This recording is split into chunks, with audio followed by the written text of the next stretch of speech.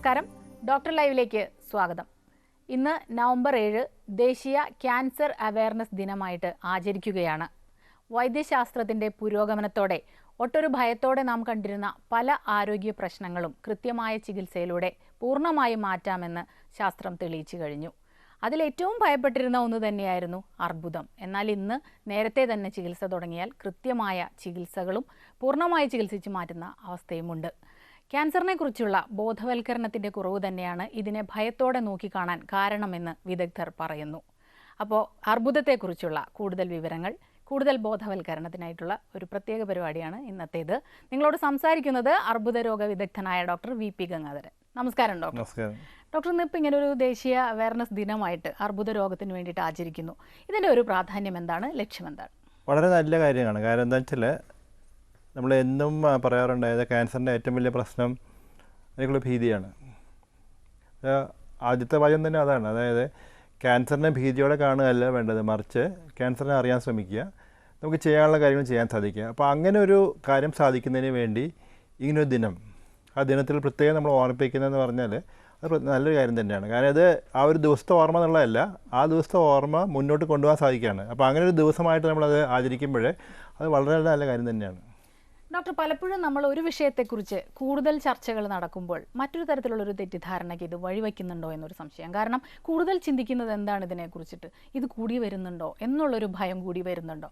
അപ്പോൾ അതിന് നമ്മൾ ഏത് തരത്തിലുള്ളൊരു സന്ദേശമാണ് നൽകുന്നത്? നമ്മളെന്നും അത് ചെയ്യേണ്ട കാര്യം വെച്ചാൽ ക്യാൻസർ കൂടി വരികയാണ്, അല്ലെങ്കിൽ ഒരു ഡെങ്കു പനി വരുന്ന പോലെ, കോളറ പനി വരുന്ന പോലെ ഒരു ഭാഗത്ത് മുഴുവൻ ക്യാൻസർ കൂടി വരികയാണ്, ഒരു പഞ്ചായത്തിൽ കൂടി വരികയാണ്, അല്ലെങ്കിൽ അതൊക്കെയാണ് നമ്മൾ ഏറ്റവും വലിയ പ്രശ്നങ്ങളായിട്ട് കാണിക്കാറ്. കാരണം ആസ് എ സ്കെയർ നമ്മൾ അത് പലപ്പോഴും പ്രതികൂലമായിട്ട് ബാധിക്കും. അതുകൊണ്ട് തന്നെ അങ്ങനൊരു ചിന്താഗതിയിലേക്കല്ല നമ്മളിവരെ കൊണ്ടുപോകേണ്ടത്, മറിച്ച് കൂടി വരുന്നുള്ള സത്യം തന്നെയാണ്, സംശയമൊന്നുമില്ല. പക്ഷേ അതങ്ങനെ ഒരു ഭയങ്കരമായിട്ടൊരു ഒരു ജാതിയായിട്ട് പടർന്നു പിടിക്കുകയും അതുമൂലം ആൾക്കാരിങ്ങനെ പണ്ടൊക്കെ പ്ലേഗ് വന്നിരുന്ന പോലെയൊക്കെ പറഞ്ഞ അങ്ങനെയൊക്കെ നമ്മൾ കൊണ്ടുവന്നു കഴിഞ്ഞാൽ അതൊരു ശരിയായൊരു ദിശയിലേക്കല്ല പോകുന്നത്. കാരണം അത് സ്കെയർ ഉണ്ടാക്കാനേ അത് ഉപകരിക്കുകയുള്ളൂ, അല്ലാതെ അതിനെക്കുറിച്ച് കൂടുതൽ മനസ്സിലാക്കാനുള്ള ചിന്തയെക്കാളും കൂടുതൽ പേടി. അത് മാറ്റുക എന്നുള്ളതാണ് ആദ്യത്തെ സ്റ്റെപ്പ്, ഫസ്റ്റ്. അതുകൊണ്ട് തന്നെ ആ ഒരു ലൈനിൽ കൊണ്ട് നമ്മൾ പോകാൻ പാടില്ല നമ്മൾ പറയും എപ്പോഴും. ഡോക്ടർ, കൂടി വരുന്നു എന്ന് പറയുമ്പോൾ തന്നെ അപ്പോഴും എന്തുകൊണ്ട് ഇത് കൂടി വരുന്നു എന്നറിഞ്ഞാൽ കുറേ കാര്യങ്ങളൊക്കെ നമുക്ക് മുൻകരുതലുകൾ എടുക്കാൻ കഴിയുമല്ലോ. എന്തുകൊണ്ടാണ് പുതിയ തലമുറ നമ്മൾ ആ കൂടി വരുന്നത് പറയുമ്പോൾ 2-3 കാര്യങ്ങൾ നമ്മൾ എപ്പോഴും മനസ്സിലാക്കാൻ പറയും. അതായത് ആ കൂടി വരുന്നതിൽ 2-3 ഘടകങ്ങളുണ്ട്. ഒന്നെന്താണെന്ന് വെച്ചാൽ പണ്ടും ക്യാൻസർ ഉണ്ടായിരുന്നു, ഇല്ലെന്ന് പറയാൻ സാധിക്കില്ല. പക്ഷെ പണ്ട് പല മരണങ്ങളും എന്തുകൊണ്ടാണ് സംഭവിക്കുന്നത് നമുക്ക് അറിയില്ലായിരുന്നു. അതുകൊണ്ട് തന്നെ കൃത്യമായൊരു കണക്കില്ലായിരുന്നു. അതിനേക്കാൾ കുറച്ചും കൂടെ കൃത്യതയാവുന്ന കണക്ക് ഇപ്പോൾ സാധിക്കുന്നുണ്ട്. അതുകൊണ്ട് തന്നെ കൂടുതൽ പേര് നമുക്ക് ഇന്ന അസുഖം കൊണ്ടാണ് മരിക്കുന്നത് കണ്ടുപിടിക്കുമ്പോൾ അതിൽ വരുന്ന ഒരു സാധനം ക്യാൻസറായിട്ട് തന്നെ നമുക്ക് കാണാൻ സാധിക്കും. അപ്പോൾ കൂടുതൽ പേര് നമുക്കത് കണ്ടുപിടിക്കപ്പെടുന്നതാണ്. അതുപോലെ തന്നെയാണ് ആ കണ്ടുപിടിക്കാനുള്ള ശ്രമങ്ങളും നമ്മുടെ സ്ക്രീനിങ് പ്രോഗ്രാംസ് പറയില്ല. അപ്പോൾ അതിലൂടെ നമ്മൾ കുറേ ആൾക്കാരെ കണ്ടുപിടിക്കുന്നുണ്ട്, അതിൻ്റെ കൂടെ തന്നെ കൂടുന്നുമുണ്ട്. പക്ഷെ അവിടെയൊക്കെ നമ്മൾ ചേർത്ത് വായിക്കേണ്ട ഒരു ഭാഗം കൂടിയുണ്ട്. അതായത് ക്യാൻസർ ഏത് പ്രായത്തിൽ വരാമെങ്കിലും പ്രായമേറുന്നതോറും നമുക്ക് വരാൻ സാധ്യത അസുഖമാണ് ക്യാൻസർ. അതുകൊണ്ട് തന്നെ ഒരു സമൂഹത്തിൽ പ്രായമേറുന്നവരുടെ എണ്ണം കൂടുന്നതോറും ആ സമൂഹത്തിൽ ക്യാൻസർ കൂടുതലായിരിക്കും. അപ്പോൾ നമ്മളൊരു 25 വർഷം മുമ്പ് നമ്മുടെ ജീവിതദൈർഘ്യം 60 ആയിരുന്നെങ്കിൽ ഇന്നത് 70 കടന്ന് നിൽക്കുകയാണ്. അപ്പോൾ 10 വർഷം കൂടുതൽ ജീവിക്കുന്ന ഒരു സമൂഹത്തിൽ തീർച്ചയായും കാണാൻ സാധിക്കുന്ന ക്യാൻസർ അസുഖമായിട്ടൊരു ക്യാൻസറിനെ കാണേണ്ടി വരും. അതെ, അപ്പോൾ എല്ലാം കൂടെ ചേർത്ത് വായിക്കുമ്പോഴാണ് നമ്മൾ പറയുന്നത് വളരെയധികം കൂടുന്നുള്ള ഒരു ഫീലിംഗ് എന്ന് പറയും. ഒരു കോളർ ഉണ്ട് ഡോക്ടർ. ഹലോ. നമസ്കാരം, സംസാരിച്ചോളൂ ഡോക്ടറോട്. അതെ സാറേ, ഞാൻ ഇത് കണ്ണൂരിൽ നിന്നാണ് വിളിക്കുന്നത്. പറയൂ. പിന്നെ ഇത് എൻ്റെ വൈഫിന് വേണ്ടിയിട്ടാണ്. അപ്പോൾ ഈ ലെൻസിൽ കംപ്ലൈന്റ് ഉണ്ടെന്ന് കണ്ണൂർ പരിയാരത്ത് നിന്നാണ് ഇത് പറഞ്ഞത് അവര്. ശരി. അങ്ങനെ നമ്മൾ ഇവിടുന്ന് ചീട്ടും വാങ്ങി നേരെ RCCയിൽ തിരുവനന്തപുരത്ത് ട്രീറ്റ്മെന്റിലാണ്. ശരി. അപ്പൊ 1 കൊല്ലമായി ഇത് തുടങ്ങിയിട്ട്. അപ്പൊ 18 ഹീമോ കഴിഞ്ഞ് 15 റേഡിയേഷനും കഴിഞ്ഞ്. ശരി. അപ്പൊ ഡോക്ടർ ഇപ്പൊ പറയുന്ന വെച്ചാൽ പക്ഷേ തുടക്കത്തിൽ തന്നെ പറഞ്ഞ അത് ഈ എല്ലിനെ ബാധിച്ചിട്ടുണ്ടെന്ന് പറഞ്ഞു. അപ്പൊ അതിന്റെ ഒരു ട്രീറ്റ്മെന്റിലാണ്. അപ്പൊ ഈ ഒരു പഴയ പോലുള്ള ഒരാളിനെ തിരിച്ചു കിട്ടൂ എന്നുള്ള അറിയിക്കേണ്ട കാര്യം എന്ന് വെച്ചാല് ലങ് ക്യാൻസർ അങ്ങനെ വേറെ ഭാഗത്തേക്ക് പടർന്നു കഴിഞ്ഞിട്ടുണ്ടെങ്കിൽ നമുക്കതൊരു ചികിത്സ ഭേദമാക്കാൻ സാധിക്കുന്ന ക്യാൻസറായിട്ട് കാണാൻ സാധിക്കില്ല. പക്ഷെ അതേ സമയത്ത് തന്നെ നമുക്ക് അതുകൊണ്ടുള്ള പ്രശ്നങ്ങൾ പലതും നിയന്ത്രിച്ചുകൊണ്ട് മുന്നോട്ട് കൊണ്ടുപോകാൻ സാധിക്കണം. അപ്പോൾ അതാണ് നമ്മുടെ മുമ്പിൽ വരുന്നത്. അതായത് നമ്മൾ പറയാം ക്വാളിറ്റി ഓഫ് ലൈഫ് എന്ന് പറയുന്നത്. അതായത് വലിയ വേദനയൊന്നും ഇല്ലാതെ വലിയ പ്രശ്നങ്ങളൊന്നും ഇല്ലാതെ സുഖമായി ജീവിക്കാനുള്ള അവസരം ഉണ്ടാക്കി കൊടുക്കാൻ സാധിക്കണം. അതായിരിക്കണം നമ്മുടെ എയിം. അപ്പം അത് ചികിത്സിച്ച് ഭേദമാക്കാൻ സാധിക്കുമെന്നൊക്കെ പറയാൻ സാധിക്കില്ല, പക്ഷേ മുന്നോട്ട് കുറേ കൂടെ കൊണ്ടുപോകാനുള്ള ശ്രമം നമ്മൾ നടത്തണം. ഇപ്പോൾ സ്ത്രീകളുടെ ക്യാൻസറിനെ കുറിച്ച് പറയുമ്പോൾ പലപ്പോഴും ഇവർ ഇത് പുറത്തു പറയാതെ, പ്രത്യേകിച്ച് ഏർലി സ്റ്റേജിൽ കണ്ടെത്തിയാൽ ചികിത്സ വളരെ കൃത്യമായിട്ട് നടത്താമെന്നിരിക്കെ ഇത് പലപ്പോഴും ഇങ്ങനെ പറയാതെയും ഭയം കൊണ്ടോ അല്ലെങ്കിൽ മറ്റുള്ളവരെന്ത് പറയും കുറേ കാര്യങ്ങൾ കൊണ്ട് നീട്ടിവെക്കുന്ന ഒരവസ്ഥയുണ്ട്.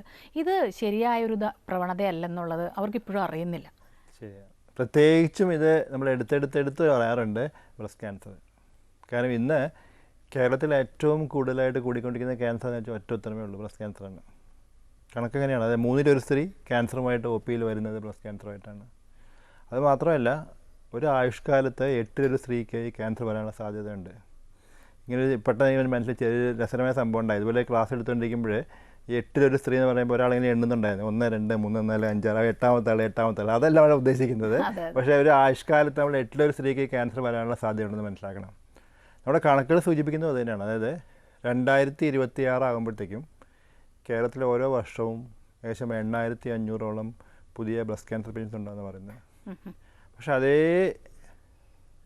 ശ്വാസം വിടുന്നതിന് നമ്മൾ പറയും ബ്രസ്റ്റ് ക്യാൻസർ ഈസ് പ്രിവെൻറ്റബിൾ, ഒരു പരിധി വരെ തടയാൻ സാധിക്കുന്ന ക്യാൻസറാണ്. It's definitely സ്ക്രീനബിൾ. തീർച്ചയായും നമുക്ക് പ്രാരംഭ കണ്ടുപിടിക്കാൻ സാധിക്കുന്ന ക്യാൻസറാണ്. അങ്ങനെ കണ്ടുപിടിക്കുകയാണെങ്കിൽ ഇറ്റ്സ് എ ക്യൂറബിൾ ക്യാൻസർ. അപ്പോൾ ഇറ്റ്സ് എ പ്രിവെൻറ്റബിൾ, സ്ക്രീനബിൾ, ക്യൂറബിൾ. ആ കണ്ടുപിടിക്കാനുള്ള ശ്രമങ്ങളാണ്. അപ്പോൾ അതിലേറ്റവും നമുക്ക് സങ്കടം വരുന്നത് ഇതുപോലെയാണ്. എന്ന് പറഞ്ഞ പോലെ കണ്ടുപിടിച്ചാലും ചികിത്സയ്ക്ക് വരാത്തവർ, അത് ഈ പറഞ്ഞത് തന്നെയാണ് പ്രശ്നങ്ങൾ. പലരും അത് സ്റ്റിഗ്മ പറയില്ലേ, അതായത് വീട്ടുകാരെ കൊണ്ടു നടക്കണം, നാട്ടുകാരെ അറിഞ്ഞാൽ പ്രശ്നം. അല്ലെങ്കിൽ പലപ്പോഴും സംഭവിക്കുന്നത് പറയാം, എൻ്റെ ഒരു മകളുടെ വിവാഹം വരാനുണ്ട്, ആ വിവാഹം കഴിഞ്ഞിട്ട് ഞാൻ വരാം, അല്ലെങ്കിൽ ആ വിവാഹം നടക്കില്ല. അപ്പോൾ ഇതൊക്കെയാണ് അതിൻ്റെ ഒരു വശങ്ങൾ. അത് തീർച്ചയായും നമ്മൾ ഒരു വശം ആലോചിക്കുമ്പം രോഗി ചെയ്യുന്നത് തെറ്റ് തന്നെയാണ്, സംശയമൊന്നുമില്ല. പക്ഷെ മറുവശം ആലോചിക്കുന്ന ഒരു വേറെ ഭാഗമുണ്ട്, സമൂഹം.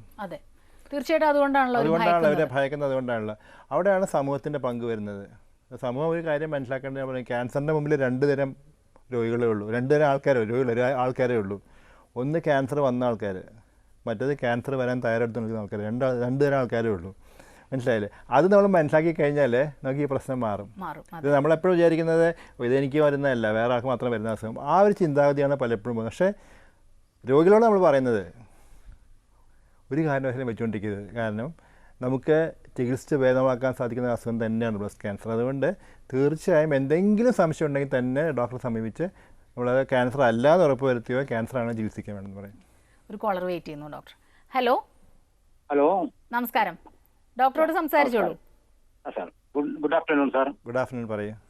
ഞാൻ എൻ്റെ ഭാര്യയെ കൊണ്ടാണ് സാർ സംസാരിക്കുന്നത്. പറഞ്ഞോളൂ. 8 വർഷം മുമ്പ് എൻ്റെ ഭാര്യക്ക് അഡിനോക്ക എന്ന ക്യാൻസർ വന്നിരുന്നു. ഏത് ഭാഗത്താന്ന് അറിയണമല്ലോ. ഏത് ഭാഗത്തായിരുന്നു? തേർഡ് പാർട്ട് എന്നാണ് പറയുന്നത്. വൻകുടലിന്റെ തേർഡ് പാർട്ടിലാണ് പറയുന്നത്. അപ്പം ആ 3 വർഷത്തിൽ 1 വർഷം കൊണ്ട് തന്നെ കീമോതെറാപ്പി, സർജറി, റേഡിയേഷൻ ഇതൊക്കെ കണ്ടിന്യൂ ചെയ്തു. 1 വർഷത്തിനുള്ളിൽ ചികിത്സയൊക്കെ കഴിഞ്ഞു. ശരി. അപ്പൊ അതിനുശേഷം ഇതുവരെ എല്ലാ 3 മാസവും 6 മാസവും കഴിയുമ്പോൾ ഞങ്ങൾ ഫോളോ അപ്പിന് പോകാറുണ്ട്. ഇതുവരെ ദൈവസാഹചര്യം ഒന്നും സംഭവിച്ചിട്ടില്ല. ഇനി എന്താണ് സാർ അതിന്റെ 8 വർഷം കഴിഞ്ഞാൽ ഇനി ഒക്കെ ചെയ്യാനുള്ള സാധ്യത? എല്ലാം കൂടെ എത്ര വർഷമായി? എല്ലാം കൂടി ഇപ്പൊ 8ാമത്തെ വർഷം, 8 വർഷം കഴിയുന്നു സാർ. സാധാരണ 5 വർഷം കഴിഞ്ഞാൽ ഈ ക്യാൻസർ തിരികെ വരാറില്ല. അപ്പം സാധാരണ നമ്മളൊരു 5 വർഷം കഴിയുമ്പോൾ നമ്മൾ എടുക്കുന്നത് ഒരു യു ആർ എ ക്യൂവേഡ്. അത് നമുക്ക് പരിപൂർണ്ണമായിട്ട് രക്ഷപ്പെട്ടെന്ന് തീർച്ചയായും വിശ്വസിക്കാവുന്ന കണ്ടീഷൻ തന്നെയാണത്. ഫോളോ അപ്പ് ചെയ്യുന്നത് നമ്മൾ പലപ്പോഴും വർഷത്തിലേക്ക് പോകാൻ പറയും. ഒരു ആനുവൽ ചെക്കപ്പ് ചെയ്യുന്നത് വേറെ പ്രശ്നങ്ങൾ ഉണ്ടാകുന്നുണ്ടോ നോക്കാൻ വേണ്ടി മാത്രമാണ്. പക്ഷേ നമുക്ക് ആ ഒരു പ്രശ്നമുണ്ടെന്ന് വിശ്വസിക്കേണ്ട സമയം കഴിഞ്ഞു കേട്ടോ. ഇതുപോലുള്ള ഉദാഹരണങ്ങൾ വളരെ നല്ലതാണ് അല്ലേ? കാരണം പലരും ഇത് മാറുന്നില്ല എന്നുള്ളവർ മാത്രമാണ് കൂടുതൽ സംസാരിക്കുന്നത് ഇതേക്കുറിച്ച്. മാറുന്നതിന് മുന്നോട്ട് സംസാരിക്കാറില്ല. അപ്പൊ അവിടെയും ഒരു സ്റ്റിഗ്മയുണ്ട്. ക്യാൻസർ വന്ന് മാറിയ ഒരാളാണെന്ന് പറയുന്നതിന് എന്തിനാണ് മടിക്കുന്നത്? പ്രശ്നം അതും ഇതുപോലെയാണ്. ഞാൻ പറയാറില്ല, നമ്മൾ പറയാറുണ്ട്. അതായത് ഇപ്പം നമുക്ക് ഹൃദയാഘാതം വന്നില്ലെങ്കിലും നമുക്ക് ഹൃദയാഘാതം ഉണ്ടായിരുന്നു എന്ന് പറയാൻ നമുക്കൊരു ഗമയാണ്. അതായത് നമുക്ക് സമൂഹത്തിൽ വലിയവർക്ക് മാത്രമേ വരുന്ന അസുഖം. അപ്പോൾ നമ്മൾ പറയാറുണ്ട്, ഒരിക്കലും ഒരു ചരമക്കോളം എടുക്കുകയാണെങ്കിൽ ആ ചരമക്കോളത്തിൽ എവിടെയെങ്കിലും നിങ്ങൾ ക്യാൻസർ വന്ന് എൻ്റെ അച്ഛൻ മരിച്ചെന്ന് അമ്മ മരിച്ചെന്ന് കാണില്ല. അത് പറയുമ്പോൾ എന്തോ നമുക്ക് പറ്റിയൊരു തെറ്റുകൊണ്ട് വന്നൊരു അസുഖം, അല്ലെങ്കിൽ അത് അറിഞ്ഞ പൊതുസമൂഹം എങ്ങനെ കാണും, അതൊക്കെ അങ്ങനത്തെ നമ്മൾ പണ്ട് നമ്മൾ പറയും ലെപ്രസി കുഷ്ഠത്തിനൊക്കെ ഉണ്ട്. അപ്പോൾ അശ്വമേധത്തിലൂടെ നമ്മൾ കാണുന്നത് അതാണ്. അപ്പോൾ അങ്ങനത്തെ ഒരു ചിന്താഗതിയുള്ള ഒരു അസുഖമായിട്ട് ക്യാൻസർ വരികയാണ്. അതാണ് ഒരു പ്രശ്നം. പക്ഷെ മാറുന്നുണ്ട്, തീർച്ചയായും അത് മാറിക്കൊണ്ടിരിക്കുന്നുണ്ട്. ഡോക്ടർ, നമുക്കൊരു ഇടവേളയ്ക്ക് ശേഷം തിരികെ വരാം. ഡോക്ടർ ലൈവിൽ ഒരു ഇടവേള.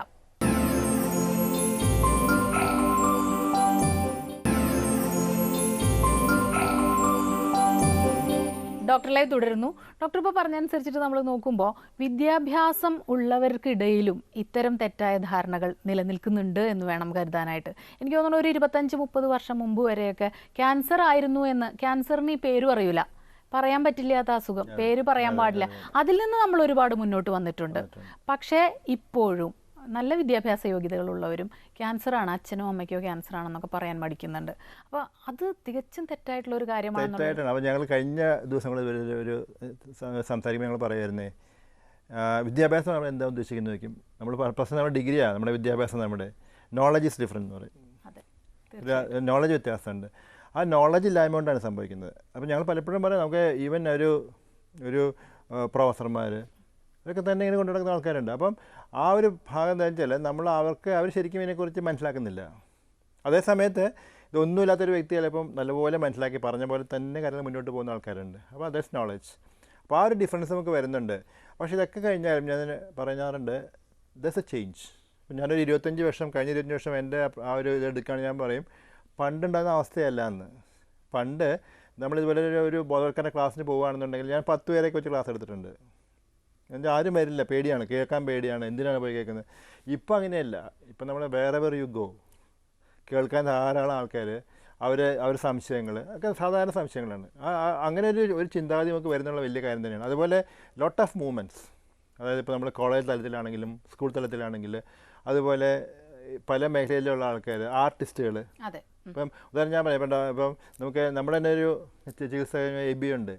എബിയൊക്കെ ചെയ്യാൻ പ്ലാൻ ചെയ്തിരിക്കുന്ന ഒരു 60-65 കലാകാരന്മാർ, ചിത്രകാരന്മാർ, അവരുടേതായിട്ടുള്ള മനസ്സിലുള്ള ക്യാൻസർ ചിത്രങ്ങളുമായിട്ട് വരച്ചിട്ട് they are going to take a campaign all over the villages. ഒരു 500 വില്ലേജുകൾ അവർ 3 വർഷം കൊണ്ട് കവർ ചെയ്യാൻ പ്ലാൻ ചെയ്യാണ്, to create an awareness in the public. അപ്പോൾ അങ്ങനെ നമുക്ക്, അതുപോലെ ചങ്ങനാശ്ശേരി ബേസ്ഡ് ആയിട്ട് സർഗക്ഷേത്ര ഗ്രൂപ്പുണ്ട്. അവർ they are covering all the schools and college campuses എല്ലാം വിത്ത് us. അപ്പോൾ അതൊക്കെ നല്ലൊരു മൂവ്മെൻറ്റാണ്. അതായത് people should be made aware എന്നുള്ള മൂവ്മെൻറ്റ് വരുന്നുണ്ട്. അടുത്തൊരു കോളിലേക്ക് പോകാം ഡോക്ടർ. ഹലോ. ഹലോ, ഡോക്ടറോട് സംസാരിച്ചോളൂ. ഹലോ, ഞാൻ വയനാട്ടിൽ നിന്നാണ് വിളിക്കുന്നത്. പറയൂ സാർ, എനിക്ക് ലെഫ്റ്റ് ബ്രസ്റ്റിൽ ഒരു കല്ലപ്പ് പോലെയുണ്ട്. ശരി, എത്ര വയസ്സായി? ഹലോ, വയസ്സ് എത്രയായി? വയസ്സ് എനിക്ക് 37 വയസ്സായി. ശരി. അപ്പൊ എനിക്ക് ഹിസ്റ്റക്ടമി കഴിഞ്ഞിട്ട് ഇപ്പൊ 6 വർഷമായി. ശരി. അപ്പം അതിനുശേഷം ഹോർമോൺ ഇംബാലൻസ് വരുന്നുണ്ട് റെഗുലർ ആയിട്ട്. ശരി. അപ്പം ഈ ബ്രസ്റ്റിന്റെ കല്ലപ്പിന്റെ തൊട്ട് ബാക്കിൽ തന്നെ ഭയങ്കര പെയിനും ഉണ്ട്, ബാക്ക് വശത്ത്. എത്ര നാളായിട്ടുണ്ട്? ഇതിപ്പോ എനിക്ക് ലാസ്റ്റ് ഇയർ അങ്ങനെ വന്നിട്ട് ഞാനൊരു ഗൈനക്കിനെ കണ്ട് കുറച്ച് ടാബ്ലറ്റ്സ് ഒക്കെ തന്നിരുന്നു. ശരി. അപ്പം ഹോർമോണിന്റെ പ്രശ്നമാണെന്നും പറഞ്ഞ്. ശരി. അത് കഴിഞ്ഞ് ഇപ്പൊ ഒരു മാസമായിട്ട് ഭയങ്കര പെയിൻ, എനിക്ക് രാത്രി കിടക്കാനൊന്നും പറ്റില്ല. ശരി. പുറം ഭയങ്കര വേദന. ചെയ്യേണ്ട ഒരു കാര്യം എന്ന് പറഞ്ഞാൽ 37 വയസ്സായതുകൊണ്ട് നമുക്കൊരു മാമോഗ്രാം ചെയ്യണം. പക്ഷേ മാമോഗ്രാം, എക്സ്റേ മാമോഗ്രാമിന് പകരം ആദ്യം ഒരു അൾട്രാസൗണ്ട് മാമോഗ്രാം ചെയ്യിക്കുക. ഒരു അൾട്രാസൗണ്ട് മാമോഗ്രാം ചെയ്യിക്കുക. ആവശ്യമെങ്കിൽ ഡോക്ടർ പറയും ഒരു MRI ചെയ്യാൻ പറയും, MRI മാമോഗ്രാം ചെയ്യാൻ പറയും. അതിലെന്തെങ്കിലും മുഴകളോ വല്ലതും തോന്നുന്നുണ്ടെങ്കിൽ നമുക്ക് തീർച്ചയായും അത് പരിശോധിച്ച് ക്യാൻസർ അല്ല എന്ന് ഉറപ്പ് വരുത്തണം. പക്ഷേ ഒരു ഡോക്ടറെ കാണണം. ഡോക്ടർ ചിലപ്പോൾ പരിശോധിക്കുന്ന സമയത്ത് തന്നെ ഡോക്ടർക്ക് ചിലപ്പോൾ അറിയാൻ സാധിക്കും മുഴ ഉണ്ടോ ഇല്ലെന്ന് അറിയാൻ സാധിക്കും. ഉണ്ടെങ്കിലും ഇല്ലെങ്കിലും തീർച്ചയായും അതിന് തുടർച്ചയായിട്ട് മാമോഗ്രാം, അത് അൾട്രാസൗണ്ട് മാമോഗ്രാം അല്ലെങ്കിൽ MRI മാമോഗ്രാം ചെയ്ത് ക്യാൻസർ ഇല്ല എന്ന് ഉറപ്പ് വരുത്തുക. സാധാരണഗതിയിൽ വേദനയോടുകൂടെ വരുന്ന മുഴകളും വന്നു പോയിക്കൊണ്ടിരിക്കുന്ന മുഴകളും ക്യാൻസർ ആയിരിക്കില്ല. ക്യാൻസറിലെ ഒരു പ്രധാനമായിട്ട് അറിയിക്കേണ്ടത് പെയിൻലെസ് ലംസ്, അതായത് വേദനയില്ലാത്ത മുഴകളാണ് കൂടുതൽ പ്രശ്നം, വേദനയുള്ള മുഴകളല്ല. പക്ഷേ അതുകൊണ്ട് ക്യാൻസർ ഇല്ലയെന്ന് ഞാൻ അങ്ങനെ തറപ്പിച്ച് വിചാരിച്ചുകൊണ്ടിരിക്കരുത്. ക്യാൻസർ അല്ല എന്ന് വിശ്വസിച്ചോളൂ, പക്ഷേ ഇല്ല എന്ന് പോയി ഉറപ്പ് വരുത്തണം. അർബുദം വരുന്ന യുവാക്കളിൽ, പ്രത്യേകിച്ച് പെൺകുട്ടികളിൽ, അർബുദ രോഗം പൂർണ്ണമായും ചികിത്സിച്ച് ഭേദമായാൽ പോലും ഒരു വിവാഹകാര്യമൊക്കെ വരുമ്പോൾ ഈ കുട്ടിക്ക് ഇങ്ങനെ അർബുദം ഉണ്ടായതാണ് എന്നറിഞ്ഞാൽ വിവാഹത്തിൽ നിന്ന്, ആലോചനയിൽ നിന്ന് പിന്മാറുന്നത് നമുക്ക് കാണാം. ഇപ്പം നമ്മുടെ ഉദാഹരണ സഹിതം ഏതെങ്കിലും ഒരു കേസ് അങ്ങനെ പറയാൻ പറ്റുമോ? നല്ല രീതിയിൽ ജീവിക്കുന്ന കുട്ടികൾ നമുക്കുണ്ട്. അതൊരു ഒരു പ്രധാന പ്രശ്നം തന്നെയാണത്. അതിൽ നമുക്ക് ഇതുപോലെ ചികിത്സ കഴിഞ്ഞ് പോയി വർഷങ്ങൾ കഴിഞ്ഞിട്ട് ഓരോ പ്രാവശ്യം വിവാഹത്തിന് നമ്മളെല്ലാം പറഞ്ഞ് ഫിക്സ് ചെയ്യുമ്പോൾ അവസാന സമയത്ത് ഇങ്ങനെ ക്യാൻസർ ഉണ്ട് എന്ന് അറിഞ്ഞു കഴിയുമ്പോഴത്തേക്കും പതുക്കെ മാറുന്ന ആൾക്കാരുണ്ട്. അവിടെ പലപ്പോഴും ഞങ്ങൾ പറയാറുണ്ട്, ഒന്ന് രോഗികളുടെ നമ്മൾ രോഗിയെ ശേഷിപ്പിക്കില്ല. കാരണം ചികിത്സ കഴിഞ്ഞ് തിരികെ പോയവരൊക്കെ വേറെ ആൾ ക്യാൻസർ വിന്നേഴ്സ്, അവരാരും രോഗികളല്ല ക്യാൻസർ സർവൈവേഴ്സും അല്ല. അപ്പോൾ അവരോട് ഞങ്ങൾ പറയും, നിങ്ങൾ ആദ്യമേ പറയാൻ വെച്ചാൽ നേരെ പോയി എനിക്ക് ക്യാൻസർ ഒന്നും പറയല്ല വേണ്ടത്. അപ്പോൾ ഞാൻ എൻ്റെ മറുവശം പലപ്പോഴും ആലോചിക്കാറുണ്ട്. അതായത് നമുക്ക് ഒരു 5 വർഷം അല്ലെങ്കിൽ 8 വർഷം കഴിഞ്ഞാൽ പ്രശ്നങ്ങളില്ലാത്ത ക്യാൻസർ ആണെന്ന് പറയണമെന്ന് ചോദിക്കും. പറയണമെന്ന് ചോദിച്ചു കഴിഞ്ഞാൽ നമ്മുടെ ഇപ്പോഴത്തെ ഇതിൽ പറഞ്ഞില്ലെങ്കിൽ പിന്നീട് അറിയുമ്പോൾ ഒരു പ്രശ്നം, അതേ ഉള്ളൂ, അല്ലെങ്കിൽ ഒന്നുമില്ല. പക്ഷേ അതേ സമയത്ത് പരിപൂർണമായും ഇത് അറിഞ്ഞുകൊണ്ട് വിവാഹം നടത്തിയ ആൾക്കാരുണ്ട്. അത് ബോയ്സ് വന്നിട്ട് 2 സൈഡിലുണ്ട്, ഗേൾസിൻ്റെ അനുഭവങ്ങളുണ്ട്. ബോയ്സ് വന്നിട്ട് ആദ്യമേ ഇങ്ങനെ അറിഞ്ഞു, വിവാഹത്തെ സമ്മതിച്ചു, വീട്ടുകാർ പറയുന്നത് പറ്റില്ല, പക്ഷെ അവർ പിന്മാറില്ല. അവർ പറയും ഞാനൊരിക്കൽ പറഞ്ഞു കഴിഞ്ഞാൽ മാത്രമല്ല, നാളെ എനിക്ക് അസുഖം വരാമെന്ന് ചോദിച്ചു കഴിഞ്ഞാൽ എനിക്കതിന് ഉത്തരവില്ല, അതുകൊണ്ട് ഞാൻ വിവാഹത്തെ സമ്മതമാണ്. അത് ന്യൂ ജനറേഷനാണ്. പ്രശ്നം പഴയ ജനറേഷൻ തന്നെ. അവർ ശ്രമിച്ചു, ഞാൻ ഉൾപ്പെടുന്ന പഴയ ജനറേഷൻ തന്നെയാണ് പ്രശ്നം. കാരണം അവരാണ് ഈ പ്രശ്നം.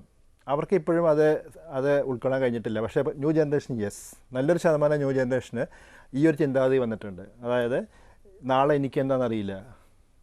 അപ്പോൾ ഇവിടെ അവിടെയാണ് നമ്മുടെ ക്യാൻസറിൻ്റെ 2 ആൾക്കാരെന്ന് പറഞ്ഞത്. വന്നവരും വരാൻ സാധ്യതയുള്ള ആൾക്കാരും. എന്തുകൊണ്ട് ഞാൻ ഇത് പെട്ടുകൂടാന്ന് ചോദിക്കും. അതാണ് ആ കാഴ്ചപ്പാടാണ് ഏറ്റവും നല്ലത്. പക്ഷേ ഞങ്ങൾ അതുകൊണ്ട് തന്നെ ഇപ്പം വലിയൊരു ഇഷ്യൂ തോന്നുന്നില്ല. അത് ഞാൻ പറഞ്ഞു, ഒരു മാറി വരുന്ന നല്ലൊരു പോസിറ്റീവ് എന്ന് പറയാനുള്ള കാര്യം അതുകൊണ്ടാണ്. അടുത്തൊരു കോളിലേക്ക് പോകാം ഡോക്ടർ. ഹലോ, ഞാൻ പെരുന്തൽമണ്ണയിൽ നിന്ന് വിളിക്കുന്നു. ചോദിച്ചോളൂ. എൻ്റെ പേര് ലിജോ എന്നാണ്. ഡോക്ടർ ഗംഗാധരനല്ലേ? അതെ, പറഞ്ഞോളൂ. സാർ, ഞാൻ 4 വർഷം മുമ്പ് മെഡിലറി തൈറോയ്ഡ് കാർസിനോമ സർജറി കഴിഞ്ഞ ആളാണ്. ശരി. വേറെ ട്രീറ്റ്മെന്റ് ഒന്നും ചെയ്യാൻ പറ്റില്ല എന്ന് പറഞ്ഞു പെറ്റ് സ്കാൻ എടുത്തപ്പോഴേ. അതെ, ബാക്കി ഭാഗത്തേക്ക് പറഞ്ഞിട്ടുണ്ടായിരുന്നോ? എന്തോ വേറെ ഭാഗത്തേക്ക് പറഞ്ഞിട്ടുണ്ടായിരുന്നോ? അത് ലങ്സ് പിന്നെ പോലെ ബോൺസിലൊക്കെ ഉണ്ടെന്ന് പറഞ്ഞിരുന്നു ശരി. പെറ്റ് സ്കാൻ നോക്കിയപ്പോഴേ. ശരി. ഇപ്പൊ പ്രത്യേകിച്ച് ട്രീറ്റ്മെന്റ് ഒന്നുമില്ല സാർ. ശരി. അപ്പോൾ ഇനിയിപ്പോ എങ്ങനെ മാനേജ് ചെയ്യണമെന്ന് അറിയാൻ വേണ്ടി വിളിച്ചത്. നമുക്ക് അതിൻ്റെ മെഡലറി കാർസിനോമ വളരെ ഫാസ്റ്റ് ഗ്രോയിങ് അല്ല പലപ്പോഴും. പക്ഷെ ചെയ്യാവുന്ന ഒരു കാര്യം എന്ന് വെച്ചാൽ നമുക്ക് ഈ റേഡിയോ ഐസോട്ടോപ്പ് ഉള്ള ട്രീറ്റ്മെൻറ്റിൻ്റെ ഒരു ചാൻസ് ഉണ്ട് നമുക്ക്. അപ്പോൾ അതിൻ്റെ ഒരു ചാൻസ് നോക്കാൻ നമുക്ക് ന്യൂക്ലിയർ മെഡിസിൻ ഡിപ്പാർട്ട്മെൻറ്റിൽ പോയിട്ട് നമുക്ക് ചെയ്യാവുന്നൊരു സ്കാനുണ്ട്, ഡോട്ട സ്കാനുണ്ട്. ആ സ്കാൻ ചെയ്ത് നോക്കിക്കൊണ്ട് നമുക്ക് അതിൻ്റെ തുടർച്ചയായിട്ട് ആ ന്യൂക്ലിയർ ഇത് വെച്ചുകൊണ്ട് തന്നെയുള്ള ട്രീറ്റ്മെൻറ്റിൻ്റെ പോസിബിലിറ്റി ഉണ്ട്. അപ്പോൾ അതൊന്ന് അറിയാൻ നല്ലതാണ്. പണ്ട് നമുക്കിവിടെ ഇല്ലായിരുന്നു. ഇപ്പോൾ നമുക്ക് പല സെൻറ്റേഴ്സിലും ഉണ്ട്. ന്യൂക്ലിയർ മെഡിസിനുള്ള ഡിപ്പാർട്ട്മെൻറ്റ്സിൽ ചെന്ന് കഴിഞ്ഞാൽ ചിലപ്പോൾ ചെയ്യാൻ സാധിച്ചേക്കും. ഏത് അസുഖത്തിലും ഏത് പ്രതിസന്ധിയിലും നമുക്ക് ഏറ്റവും പ്രധാനം നമ്മുടെ കുടുംബത്തിനകത്ത് നിന്നുള്ള ഒരു സപ്പോർട്ടാണ്. അപ്പോൾ അർബുദ രോഗമുണ്ട് എന്നറിഞ്ഞ ഒരു രോഗിയുടെ വീട്ടുകാരുടെ ഭാഗത്തുനിന്ന് ഏത് തരം സപ്പോർട്ടുകളാണ് വേണ്ടത്? വീട്ടുകാരുടെ ഭാഗത്തുനിന്നുള്ള ഏറ്റവും വലിയ സപ്പോർട്ട് എന്ന് പറഞ്ഞാൽ രോഗിയുടെ മനസ്സിലുള്ള ചിന്ത എന്തായിരിക്കും അറിയാമോ? എന്നെ ആർക്കും ആവശ്യമില്ല, അല്ലെങ്കിൽ ഞാൻ ജീവിക്കുന്നതുകൊണ്ട് ആർക്കും പ്രയോജനമില്ല.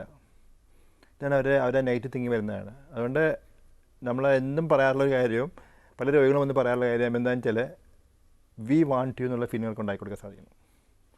ഞങ്ങൾക്ക് വേണം, ഞങ്ങൾക്ക് നിങ്ങളെ വേണം, നിന്നെ വേണം, നിന്നെ തിരിച്ച് ഞങ്ങൾക്ക് ജീവിതത്തിലേക്ക് വേണം. കാരണം you are an important factor in our family എന്നുള്ളൊരു ചിന്താഗതിയാണ് അവർക്ക് ഉണ്ടാക്കി കൊടുക്കേണ്ടത്. അത് ഉണ്ടാക്കി കൊടുത്തു കഴിഞ്ഞാൽ ഓട്ടോമാറ്റിക്കലി അവർക്ക് they feel that I should leave, നീ ജീവിക്കണം, നിൻ്റെ ജീവിതമാണ് ഞങ്ങൾക്ക് വലുതെന്നുള്ള ആ ഒരു ചിന്താഗതി നമുക്ക് ഉണ്ടാക്കി കൊടുക്കാൻ സാധിക്കുകയാണെങ്കിൽ അതാണ് ആദ്യമേ ചെയ്യേണ്ട കാര്യം. അതിനുള്ള എല്ലാ കാര്യവും ചെയ്തു കൊടുക്കാൻ സാധിക്കണം. അത് ചെയ്തു കൊടുക്കാൻ സാധിക്കുകയാണെന്നുണ്ടെങ്കിൽ തന്നെ എനിക്ക് ദേ get a positive spirit, yes I have to fight out. അതാണ് നമ്മൾ ചെയ്തു കൊടുക്കേണ്ടത്. ഒറ്റ കാര്യം ആലോചിച്ചുകൊണ്ട് ചെയ്ത് കഴിഞ്ഞാൽ ബാക്കി എല്ലാം നമുക്ക് ചെയ്യാൻ സാധിക്കും. മറ്റൊരു കാര്യം ഡോക്ടർ, നമ്മൾ എന്തൊക്കെ പറഞ്ഞാലും സാമ്പത്തിക കാര്യം ഒരു വലിയ പ്രശ്നമല്ലെന്ന് പറയുമ്പോൾ അസുഖങ്ങൾ അതെന്തുമാകട്ടെ, വിശേഷിച്ച് ഇപ്പോൾ നമ്മൾ ഹാർട്ടിൻ്റെ പ്രശ്നങ്ങൾ, അർബുദം തുടങ്ങിയവയ്ക്ക് ചികിത്സയ്ക്കുള്ള പണം, ഇപ്പോൾ 2 ഉദാഹരണം എടുത്താൽ പൈസ ഉള്ള ഒരാൾക്കും പൈസ ഇല്ലാത്ത ഒരാൾക്കും ഇത് വരുമ്പോൾ രണ്ട് രീതിയിലാണ്. ഒരു വീട്ടിൽ അതൊരു ദുരന്തമാകുമ്പോൾ മറ്റേ വീട്ടിൽ അത് അത്ര പ്രശ്നമാകുന്നില്ല. അപ്പോൾ ഇതിൻ്റെ ഒരു ചികിത്സയും കാര്യങ്ങളും വളരെയധികം ചിലവുകൾ പ്രധാനമാണ്.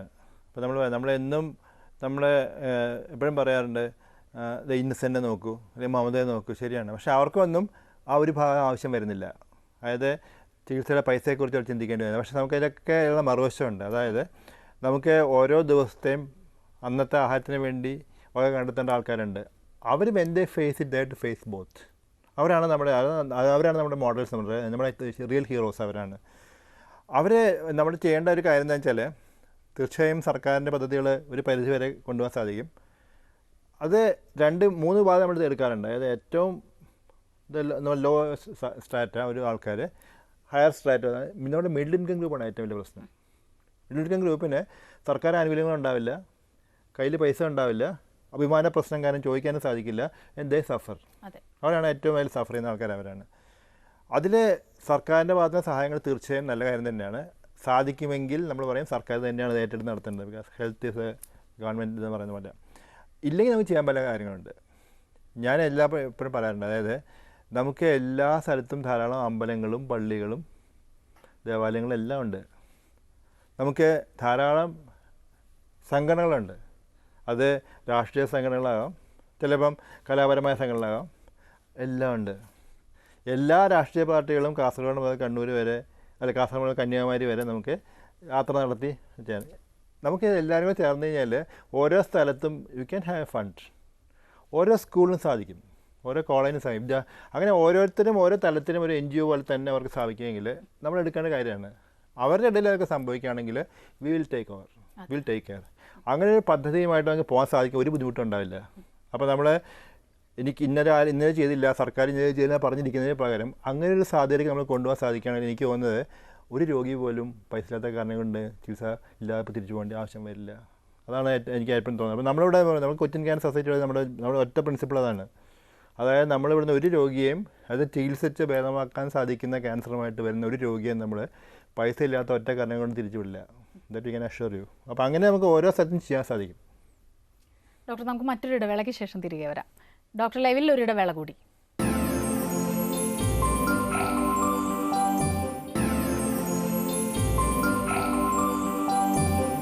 ഡോക്ടർ ലൈവ് തുടരുന്നു. ഡോക്ടർ ഇപ്പോൾ പറഞ്ഞതിൽ നിന്ന് ഒരു കാര്യം, ഒരു ഡോക്ടർ ഗംഗാധരൻ മാത്രം വിചാരിച്ചാൽ ഇത്തരം കാര്യങ്ങളിലെല്ലാം ഒന്നും നടക്കില്ല.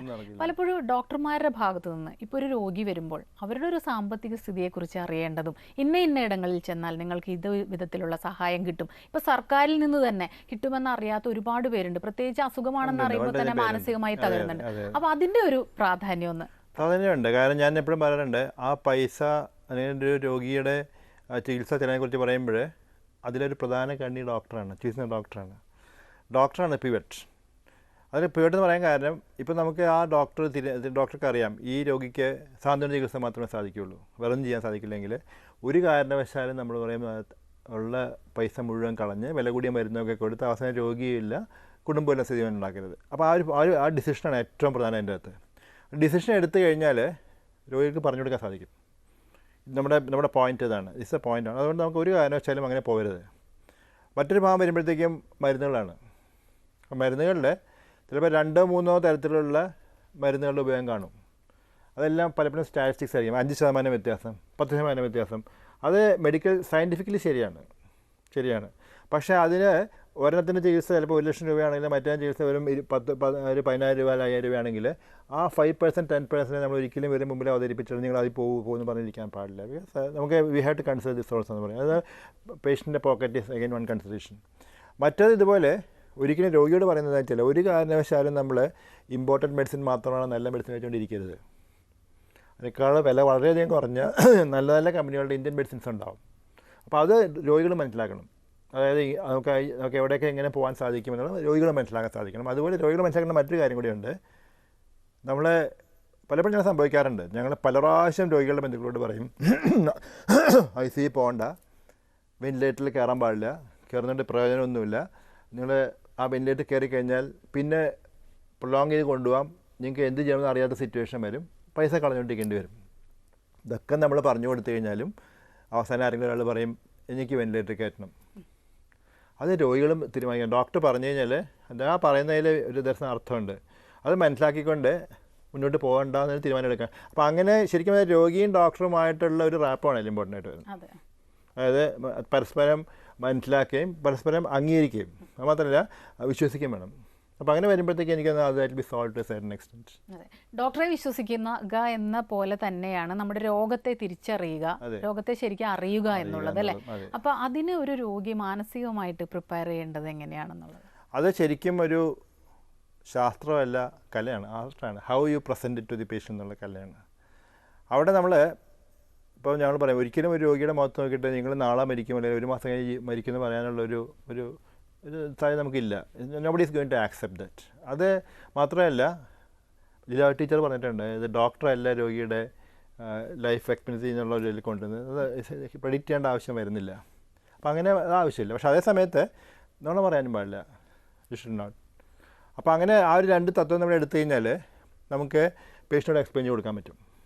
ഇങ്ങനെ പ്രോബ്ലംസ് ഉണ്ട്, സ്റ്റേജ് ഇതാണ്, അപ്പോൾ നമുക്ക് ഇങ്ങനെ കുറേ പ്രശ്നങ്ങളുണ്ട്, പക്ഷെ നമുക്ക് എന്തെങ്കിലും ചെയ്യാൻ സാധിക്കുന്ന നമുക്ക് മുന്നോട്ട് ചെയ്യാൻ സാധിക്കും. അങ്ങനെ പറഞ്ഞ് നമ്മൾ യു ഹാവ് ടു പ്രിപ്പയർ. അതേ സമയത്ത് രോഗിയുടെ ഏറ്റവും അടുത്ത ബന്ധുവിനോട് നമ്മളെല്ലാം തുറന്നു പറയും.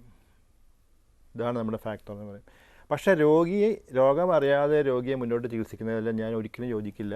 കാരണം ആ റാപ്പോ ഇസ് വെരി ഇമ്പോർട്ടൻറ്റ്. പിന്നീട് ഒരാളിൽ നിന്ന് രോഗത്തിനെക്കുറിച്ച് അറിയുകയാണെങ്കിൽ പിന്നെ ആ ഡോക്ടറെ ഒരിക്കലും വിശ്വസിക്കില്ല. അപ്പോൾ അത് തന്നെയാണ് ഞാൻ മക്കളോടും അല്ലെങ്കിൽ അവരുടെ ബന്ധുക്കളോടും പറയുന്നത്. നിങ്ങൾ എത്രയൊക്കെ വിളിക്കാൻ ശ്രമിച്ചാലും ഒരു സമയത്ത് അറിഞ്ഞു കഴിഞ്ഞാൽ പിന്നെ ഒരിക്കലും ആ രോഗി ഞങ്ങളെ വിശ്വസിക്കില്ല. അപ്പോൾ ആ ഒരു സിറ്റുവേഷൻ ഉണ്ടാകാൻ പാടില്ല എന്ന് പറയും. ഒരുപാട് കാര്യങ്ങൾ പറയാനുണ്ടാവും. കാരണം ഒരുപാട് തെറ്റിദ്ധാരണകളുള്ള ഒരു വശം തന്നെയാണ് അർബുദ രോഗവും ചികിത്സയും. വളരെ നല്ല കാര്യങ്ങളാണ് ഡോക്ടർ പറഞ്ഞത്. കുറച്ചെങ്കിലും പ്രേക്ഷകരിലേക്ക് ഇതെത്തും എന്ന് നമ്മൾ പ്രതീക്ഷിക്കുന്നു.